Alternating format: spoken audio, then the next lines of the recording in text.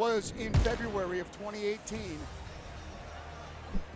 Now, and he's also got some boxing experience as well. Now, Leo Ladeira, he trains at Sityodtong and BTT. I actually have a friend who trains with him, and I hear legendary stories of his work ethic and commitment, where he'll go ham in team training, be dead tired, and still be hitting the bag for another 40 minutes. So I'm expecting to see some grittiness out of him. And despite coming out of a primarily jiu-jitsu gym, he's been spending a lot of time at Sityodtong, and I've heard great things about his striking as well. So despite his 0-2 record, I expect that he's gonna be coming out to bang and gonna be presenting a good challenge for Dion Rubio, who's making his first foray into the professional ranks.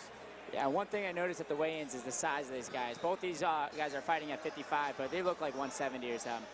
Big guys, both. I know Dion Rubio, train with him quite a bit, and he comes there to fight as well. So this is gonna be a good fight to watch.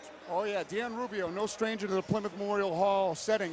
He had a decorated amateur career, fought for the title against Eddie George, who's an undefeated prominent professional now. So, and his first amateur win was against Billy Goff, another prominent professional welterweight on the scene right now. Was able to choke him out at the end of the first round. So he's already been in there against very experienced fighters before. So making that pro debut, it's a different jump, but he has the chops. He's already had a very decorated amateur career, so he's ready for this test. And as you said, Leo Ladeira, a legend in the gym by reputation, is yet to fight mixed martial arts in the United States. Hasn't fought MMA since 2018. Has had 5 boxing fights since then, but let's see him put his training to work as he enters the Plymouth Memorial Hall cage for the very first time. And I gotta respect the cornrow game. You would say that. I oughta. Well, he's definitely very tall, and I'm expecting that is going to be a benefit when it comes to the striking, as Dion Rubio is going to give up a couple inches in height, though very stocky and powerful himself. And coming out of a team such as Team Triforce, such a complete acumen of skills being built up. I've seen Dion Rubio display incredible submission grappling. The way he catches submissions is very sneaky.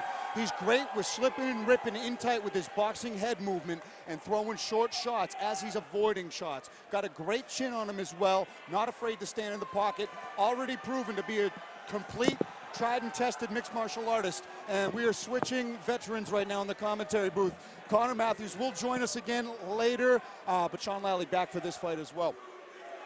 This is actually my featured fight of the night. I think this is going to be a very high-level matchup, not based on these guys' records. We got Ladeira at 0-2, and Dion is making his professional debut. These guys are both very talented. I've had the pleasure of working with them both and training with them both at different times in my career, and they're both very talented guys. I think this is going to be an extremely exciting fight. Only a couple more minutes before we get to the action once Dion Rubio makes that step up there. I'm about to break into one of these Rain energy drinks as well. I don't often drink energy drinks. Here, Ken, you want one? Andy, you want one? He doesn't need any more energy. I got enough Or energy. does he? That would give me a heart attack. If I had one of those right now, I would be unbearable. I'll take a sip if you're not afraid of cooties, but No. Red Dragon. Oh, that sounds dangerous. Just breaking into it. It's thermogenic fuel. It's not bad. All right, here we go. Let's see. Make it rain, ladies and gentlemen. Let's see if this is going to give me any more energy to this commentary booth. A stacked corner with Pete Jeffrey, Dan Cormier, John Duma, and Rich Santiago featured in our co-main event later tonight in the corner of Dion Rubio. A lot of support from Rhode Island for this young man's professional debut. And I've seen Dion fight here before. He's had some wars as an amateur. Woo. Dion is a very accomplished amateur. I think we all know the name, and I think that he is someone who has been, I've been wondering for a while, when is this guy going pro? He's got what it takes. He fleshed out his experience and his resume at the amateur ranks, and now it's time to take that plunge. And he's gone the distance in 5-round fights and 3-round fights. A crazy 5-round fight. Fight of the Year nominee against Eddie George, and a Fight of the Year nominee against Pete Luciani, who's been around forever. So this kid has what it takes, making the leap in his career. We're ready for that tail of the tape any moment. This one's sponsored by R.J. Olson Plumbing and Heating. We've got Leo Ladeira age 29, weighing in at 154 pounds, standing at 6 feet tall with a 71-inch reach. Across from him is Dion Rubio, 27 years of age, weighing in at 156 pounds, standing at 5'10", with a 72-inch reach. All right, ladies and gentlemen, prepare yourselves for the final fight of the undercard before we hit intermission. A professional mixed martial arts contest held at the lightweight division, scheduled for 3 rounds, 5 minutes apiece. Introducing to you first, in the red corner, with the professional record of 0-2. He stands 6 feet 1 inch tall, and he weighed in at 154 pounds. From Minas Gerais, Brazil, he's representing Sityatung. Let's hear it for Leo Ladeira.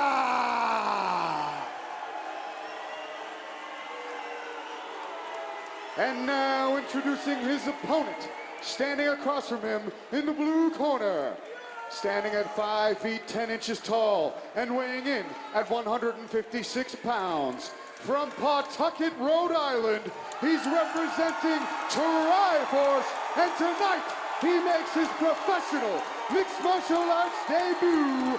Let's hear it for Dion Young Thunder Rubio.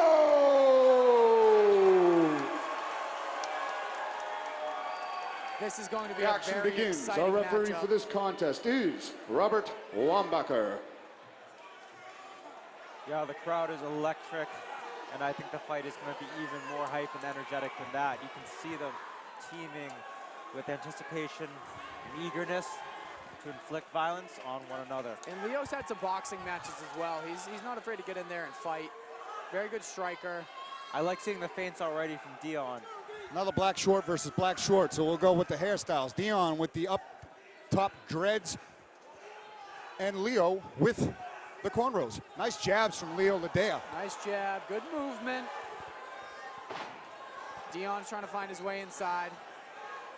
Good kick from, Sticking that jab Oh. out there. Big knee to the body. Rocked him with that right, and then the knee followed. Leo is coming out to bang with Very some big clean shots. strike. oh, He drops Dion's Dion. hurt bad. He Dion sat is him right hurt. down. He ends up on top. They're scrambling for position right now. Dion, a superb grappler in his own right.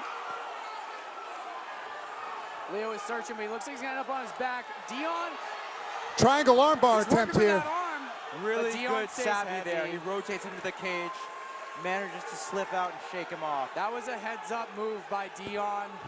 It could have gone the other way. He stayed heavy, pushed him against the cage. Now he's doing some ground and pound of his own. Nice Bringing down hammer big fist. shots.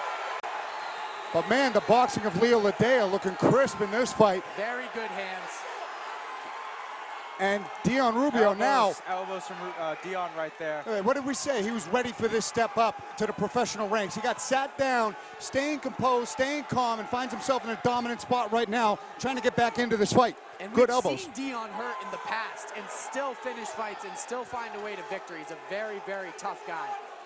Never out of the fight, and he's on top, raining down some elbows right now. Like we mentioned, we saw that in his amateur debut against Billy Goff. He was taking a beating in that fight and was able to find a submission late in the round and secure the win. So Dion Rubio showing again that he's got Big elbows. incredible heart.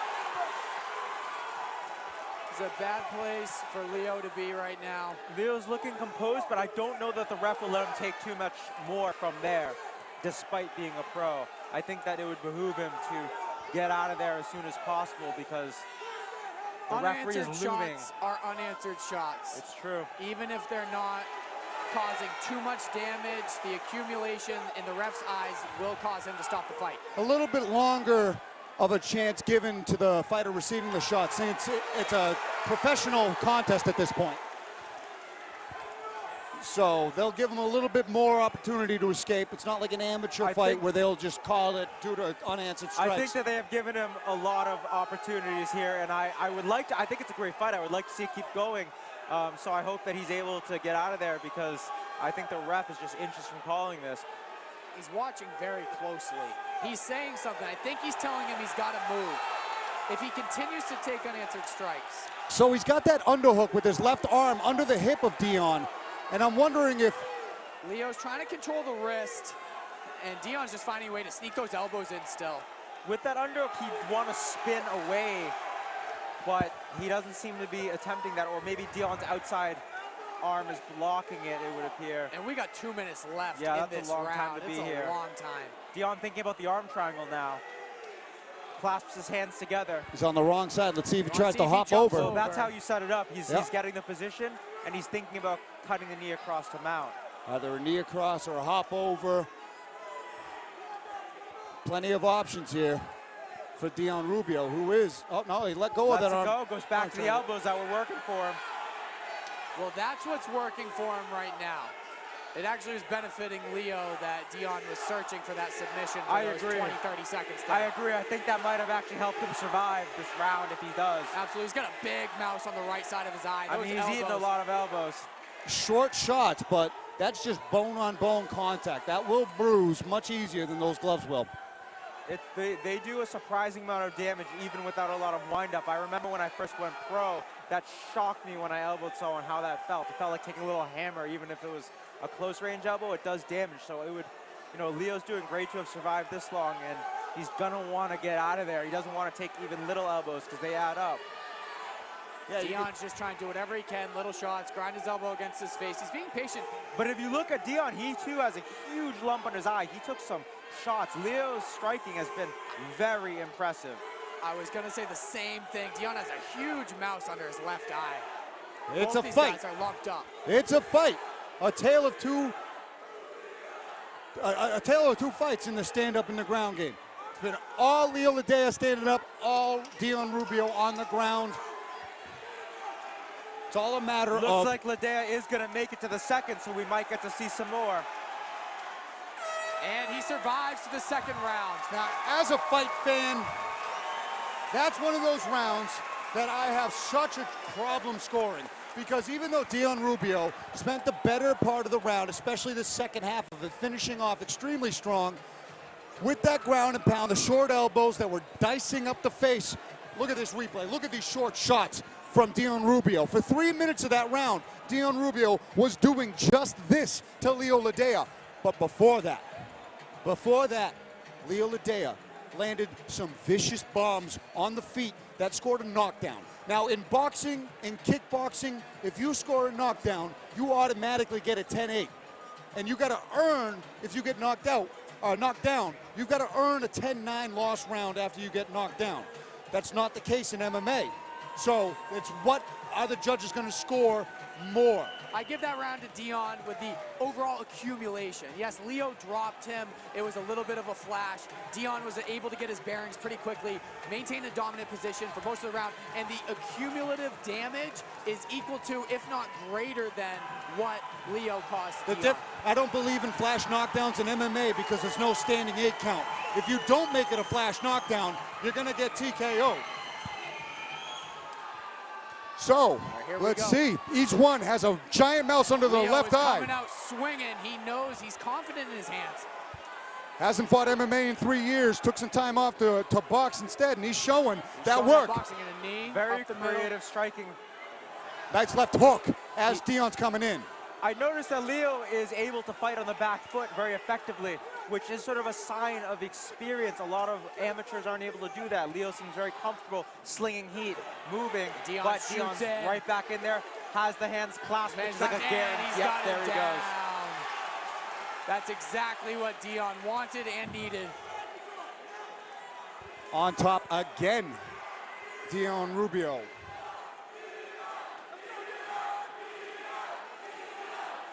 Half guard this time around. Good shoulder pressure.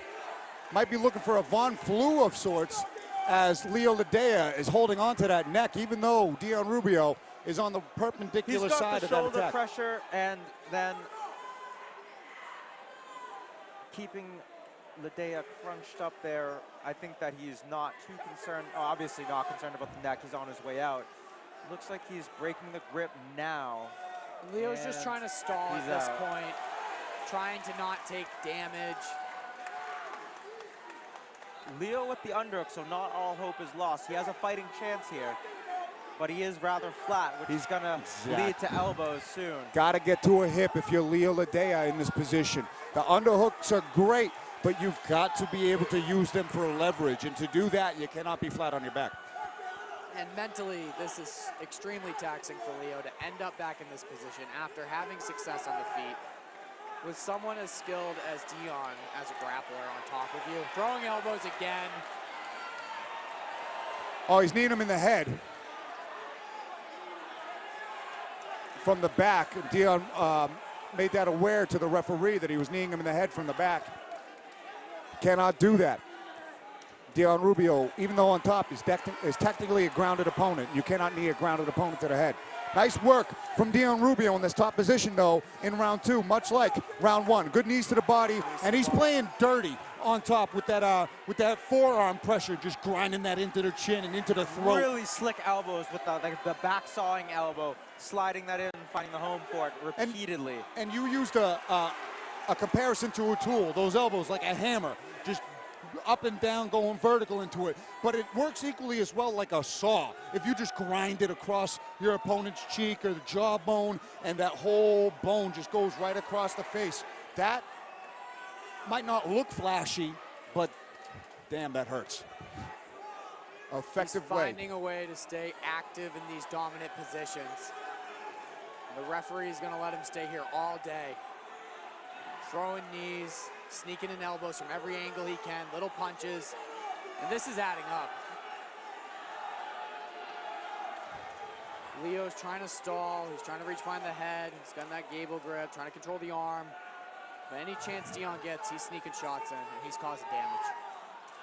Now he turns to a hip. Doesn't have that underhook anymore, though. Now he's back flattened. One without the other does not work. Dion is keeping this under control. For a moment, I thought he was going to swing for an armbar, but mixing it up. Right elbow to the body, left elbow to the head. Dion Rubio, how's it feel to be a pro, my friend, throwing bows now?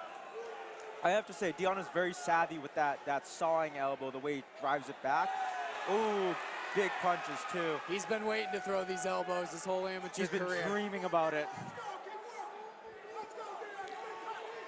Cutting the knee across. He's searching for that choke. He pulls back. That guillotine is cinched in pretty tight. There's the tap. Dion Rubio, winner by submission in his professional debut. He knew it was tight. He wouldn't have pulled back like that if he didn't. He was confident in that choke. He knew he had the grip. And what did we say coming into this fight about Dion Rubio's ability to find submissions, to sneak forearms under limbs and take them home with them? He finds a way to win. Sensational job by Dion Young Thunder Rubio, running into his professional career with a superb victory. Complete performance. The beautiful thing about it is not only did he display excellent skills, but he faced and overcame serious adversity from those power punches that dropped him in the beginning. He was hurt. Yes. He easily could have been finished in that first round when he was dropped. Leo, his striking looked phenomenal. You can tell he's a great boxer. You can tell he's comfortable on his feet. But once it got to the ground, Dion just showed control. He showed his superior grappling ability. He stayed active, and he got the finish. Very well said. I think that sums it up perfectly. But Dion, Dion's no slouch on the feet either, so I was surprised to see just how sharp Leo was in comparison to, a solid striker in Dion. Ladies and gentlemen, let's keep it going for these two warriors. Referee Robert Wambacher has called a stop to this contest at 4 minutes, 16 seconds of round number 2, giving you your winner by submission due to a guillotine choke, Dion Young Thunder Rubio.